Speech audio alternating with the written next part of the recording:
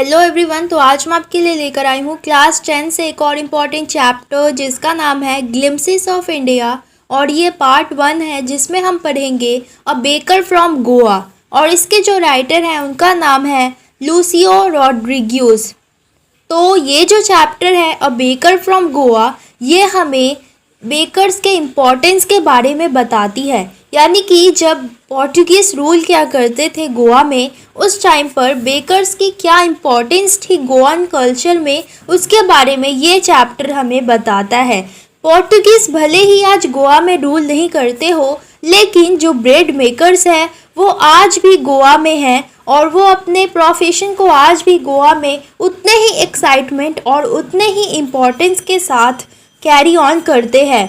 तो इस स्टोरी में जो ऑथर है वो अपने चाइल्डहुड डेज़ को रिकॉल करते हैं और वो उस एक्साइटमेंट को रिकॉल करते हैं जो कि उन्हें बेकर्स को देखकर हुआ करती थी। तो यहाँ पर जो ऑथर है वो हमसे कहते हैं कि जब वो बेकर्स को देखा करते थे तो वो इतने ज़्यादा एक्साइटेड हो जाया करते थे कि वो सीधे बेड से उठकर ही भागकर चले जाया करते थे।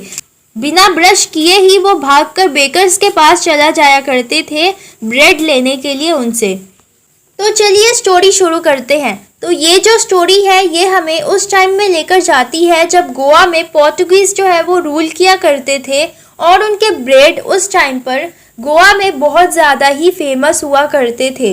तो जो नरेटर है वो हमसे कहते हैं कि उन्होंने अपने एल्डर्स को ज़्यादातर टाइम अपने उन पुराने दिनों को, पुराने अच्छे दिनों को याद करते हुए देखा है और उनके जो एल्डर्स हैं वो उनसे कहा करते हैं कि ये जो ब्रेड्स है ये उस टाइम से फेमस है जब गोवा में पोर्टुगीज़ जो है वो रूल किया करते थे। तो उनके जो एल्डर्स हैं वो अपने पुराने दिनों को याद करते हुए उनसे कहते हैं कि भले ही पोर्टुगीज़ ने आज गोवा को छोड़ दिया हो, लेकिन जो बेकर्स है गोवा में वो आज भी मौजूद है। भले ही जो ओरिजिनल वंस है वो नहीं है, यानी कहने का मतलब यह है कि जिन्होंने इस प्रोफेशन को शुरू किया था वो भले ही आज वो ज़िंदा ना हो, लेकिन उनके जो जनरेशन्स है यानी कि उनके जो बेटे हैं, उनके जो बच्चे हैं वो आज भी इस प्रोफेशन को गोवा में कंटिन्यू करते हैं। यानी कहने का मतलब यह है कि जिन्होंने इस प्रोफेशन को शुरू किया था वो भले ही आज मौजूद ना हो, लेकिन उनके जो जनरेशन्स हैं, उनके जो बच्चे हैं वो आज भी इस प्रोफेशन को कंटिन्यू करते हैं गोवा में। और आज भी गोवा में बेकर्स को पैडर्स के नाम से ही जाना जाता है। तो बेकिंग के मामले में गोवा में आज सब कुछ सेम है। यानी कहने का मतलब यह है कि ब्रेड को मोल्ड बनाने से लेकर उसे फर्नेस पे पकाने तक का जो तरीका है, जो पुराने ज़माने से चलता आ रहा है, वो आज भी सेम है। बेकर्स जब आया करते थे तो उनके बैम्बू स्टिक से जो आवाज़ निकलती थी पुराने समय में, वो आज भी गोवा में सुनने को मिलता है। तो जो नरेटर है वो अपने बचपन के दिनों को रिकॉल करता है और वो कहता है कि जब वो बच्चा था तो जो बेकर्स हुआ करते थे वो उनके साथ एक फ्रेंड और कंपेनियन की तरह एक्ट किया करते थे, एक फ्रेंड और कंपेनियन की तरह उनसे व्यवहार किया करते थे। तो जो बेकर्स थे वो दिन में 2 बार आया करते थे। पहली बार तो तब जब वो अपने ब्रेड्स को बेचने के लिए ले जाया करते थे उस टाइम, और दूसरी बार तो तब जब वो अपने ब्रेड्स को बेचकर अपने खाली बास्केट के साथ वापस लौटा करते थे उस टाइम। तो जब बेकर्स आया करते थे तो उनके बैम्बू से जो जिंगलिंग की आवाज़ निकलती थी, उसी आवाज़ की वजह से जो बच्चे थे वो नींद से जाग जाया करते थे। और जो बच्चे थे वो बेकर से मिलने के लिए इतने एक्साइटेड हुआ करते थे और उन ब्रेड्स को लेने के लिए वो बहुत ज़्यादा ही एक्साइटेड हुआ करते थे जो बेकर स्पेशली उनके लिए लाया करते थे। और उन ब्रेड्स को बैंगल्स बोला जाता है या फिर कंकोन बोला जाता है। कंकोन जो ब्रेड्स था वो स्पेशली बच्चों के लिए वो बनाकर लाया करते थे, जो कि रिंग शेप में हुआ करता था। तो जो ब्रेड बैंगल्स थे वो बच्चों के लिए हुआ करते थे और जो लोब्स थे, ब्रेड के लोब्स थे, वो एडल्ट्स के लिए हुआ करते थे, जिन्हें जो घर के सर्वेंट है वो कलेक्ट करने के लिए आया करते थे। और जो ब्रेड बैंगल्स थे वो बच्चों के लिए थे। तो जो बेकर्स थे वो एक म्यूज़िकल एंट्री के साथ आया करते थे और उनके पास जो बैम्बू स्टिक थी उससे वो झंग झंग की आवाज़ करके आया करते थे।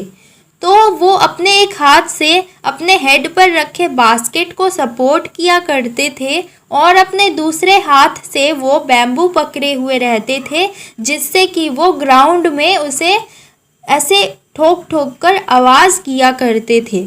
तो वो घर घर जा जाकर पहले तो लेडीज़ को ग्रीट किया करते थे, उसके बाद वो ब्रेड के लोब्स को उन्हें दिया करते थे। तो जो पेरेंट्स थे वो अपने बच्चों को स्कोल्ड किया करते थे और उन्हें साइड में खड़े रहने के लिए कहा करते थे। लेकिन जो बच्चे थे वो इतने एक्साइटेड थे, इतने ईगर थे कि वो एक बेंच पर खड़े होकर या फिर एक दीवार पर खड़े होकर उस बास्केट में झांका करते थे।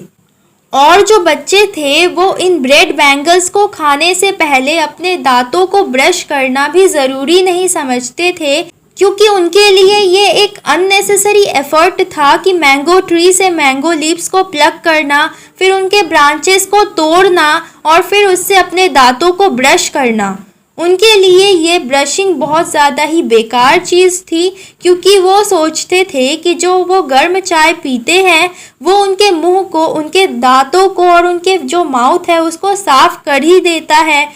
और वो सोचते थे कि जो एनिमल्स होते हैं जैसे कि टाइगर, वो कभी भी ब्रश नहीं करते हैं, इसलिए वो ब्रशिंग को अननेसेसरी समझते थे और वो समझते थे कि ब्रश करना बहुत ही बेकार चीज़ होता है और ये ज़रूरी नहीं होता। तो ब्रेड जो है वो इम्पॉर्टेंट पार्ट है गोवान कल्चर का और हर एक ओकेशन में ब्रेड की ज़रूरत पड़ती है। मैरिज गिफ्ट जो है वो मीनिंगलेस होते हैं स्वीट ब्रेड के बिना, जिन्हें बोल कहा जाता है। वैसे ही अगर किसी का एंगेजमेंट हो तो उसमें सैंडविचेस जो है वो बहुत ज़्यादा ही इम्पॉर्टेंट होते हैं। वैसे ही क्रिसमस में केक और बोलिनहास जो है वो बहुत ज़्यादा ही इम्पॉर्टेंट होते हैं। केक्स और बोलिनहास जो है वो बहुत ज़्यादा ही इम्पॉर्टेंट होते हैं क्रिसमस और बाकी सारे फेस्टिवल्स के लिए। तो इन सभी चीज़ों की वजह से बेकर्स का प्रेजेंस जो है विलेज में वो बहुत ज़्यादा ही इम्पॉर्टेंट हो जाता है। तो उस टाइम के जो बेकर या ब्रेड सेलर हुआ करते थे वो एक यूनिक सा ड्रेस पहना करते थे जिसे कबाई कहा जाता है। ये एक सिंगल पीस लॉन्ग फ्रॉक होता है जो कि नीज के नीचे तक जाता है, जो कि घुटनों के नीचे तक जाता है। तो अपने चाइल्डहुड डेज में जो नरेटर है उन्होंने बेकर्स को शर्ट और ट्राउजर्स पहनते हुए देखा है, और जो ट्राउजर्स हुआ करते थे, जो पैंट्स हुआ करते थे, वो फुल पैंट से थोड़ा छोटा हुआ करते थे लेंथ में, लेकिन जो हाफ पैंट होते हैं उनसे लेंथ में थोड़ा बड़ा हुआ करते थे। तो अगर आज भी कोई व्यक्ति, कोई इंसान वैसा ही पैंट पहनता है तो लोग जो है वो कमेंट पास करते हैं, वो कहते हैं कि वो देखो उसने बेकर्स की तरह पहना है, और लोग उसे पैडर कहकर बुलाते हैं। तो जो बेकर्स थे वो मंथ के एंड में अपना बिल्स जो है वो कलेक्ट किया करते थे। तो जो बेकर्स है वो अपना रिकॉर्ड जो है, यानी कि जो पैसों का हिसाब किताब था, वो दीवार पर किया करते थे पेंसिल से, और मंथ के एंड में, महीने के एंडिंग में वो अपना पैसा जो है वो सबसे कलेक्ट किया करते थे। बेकिंग जो है वो एक बहुत ही प्रॉफिटेबल प्रोफेशन था, और जो बेकर्स की फैमिली थी और जो वर्कर्स थे वो बहुत ज़्यादा ही हैप्पी और जॉयफुल रहा करते थे। जो बेकर्स थे वो ज़्यादातर फैट हुआ करते थे, जो कि प्रूव करता था कि उनके पास बहुत सारा खाना है, और ये भी प्रूव करता था कि वो लोग बहुत ज़्यादा ही रिच है। यानी उनका जो फैट था वो उनके रिचनेस को प्रूव किया करता था कि वो लोग बहुत ज़्यादा ही रिच है और उनके पास बहुत सारा खाना है। Even today, if a person is having jackfruit-like physical appearance, is easily compared to a baker. यानी कि आज भी अगर किसी पर्सन का अपीयरेंस जो है वो जैकफ्रूट की तरह होता है तो उसे बेकर के साथ कंपेयर किया जाता है।